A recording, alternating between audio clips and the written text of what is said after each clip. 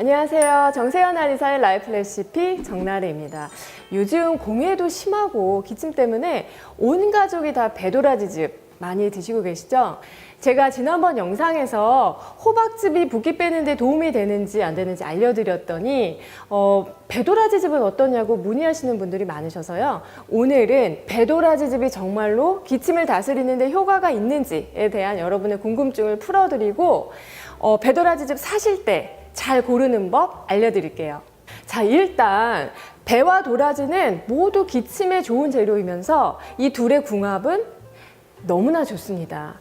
배는 생진윤조, 청열화담하고요. 이 도라지는 거담 배농, 폐기 선기하는 효능이 있어요. 이게 무슨 말이냐면 배는 이 뜨겁고 건조해진 기관지를 열을 내리고 촉촉하게 보습해서 아주 온습도를 쾌적하게 맞춰주는 작용을 하고, 도라지 같은 경우는 이 가래 있잖아요. 가래를 삭히고 염증을 없애는 작용을 하기 때문에 배와 도라지가 만나면 서로의 부족한 점을 메꿔주면서 기침을 다스리는 데는 서로 시너지 효과를 내는 그런 궁합이 됩니다. 그런데요, 여러분. 기침이라고 다 같은 기침이 아니에요. 한의학에서는 16가지 종류의 기침이 있습니다. 제가 한번 가보도록 하겠습니다. 네, 풍수, 한수, 열수, 습수, 울수, 노수, 식적수, 기수, 건수, 혈수, 담수, 주수, 구수, 화수, 야수, 천행수. 네, 이렇게나 많은 종류의 기침이 있습니다. 그 중에서 배도라지즙은 열수, 건수, 구수의 효과가 좋아서요. 어른들보다는 몸에 열이 많아서 애들에게 자주 찾아오는 열성 기침, 또 목이 간질간질하면서 가래가 없거나 있어도 되게 찐득한 가래가 있는 마른 기침, 그리고 만성기관지염으로 적어도 한 달 이상 된 오랜 기침에 참 좋은 효과가 있습니다.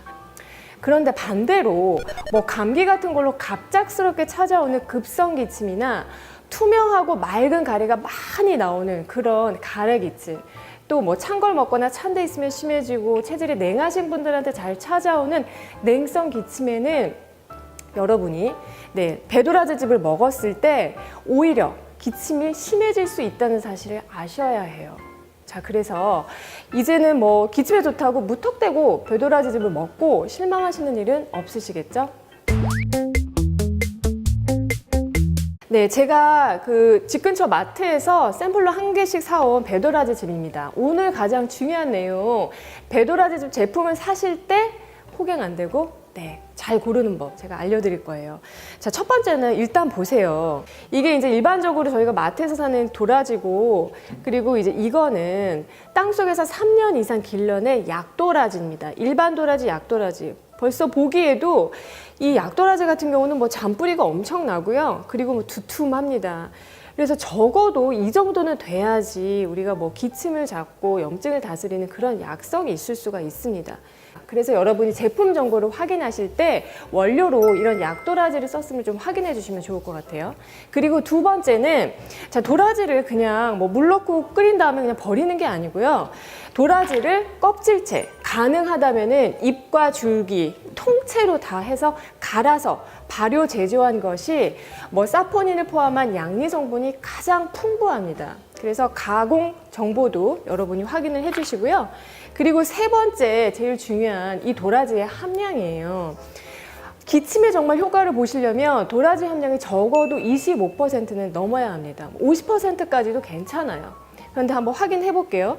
지금 이 제품 같은 경우도 뒤에 보면 도라지 함량이, 이건 지금 1%도 안 되고, B 제품 같은 경우도 도라지 함량이 한 4%입니다. 그리고 A 제품 같은 경우에는 그나마 도라지 함량이 지금 10% 좀 넘었는데요. 그래서 이렇게 정말 제품마다도 너무나 많이 이제 차이가 있거든요. 나머지는 뭐냐? 나머지는 그냥 다 배예요. 96%, 97%는 다 그냥 배입니다. 그래서 이럴 경우에는 그냥 여러분들이 기침이나 염증에는 큰 기대를 하시면 안 됩니다. 그냥 기관지를 좀 보습해서 달고 맛있게 먹을 수 있는 건강한 음료수 정도로 생각을 하시고 활용해 주시면 되겠습니다. 네, 여러분 오늘 내용 도움 되셨나요? 저는 다음 주 또 좋은 라이프 레시피로 또 찾아뵐게요.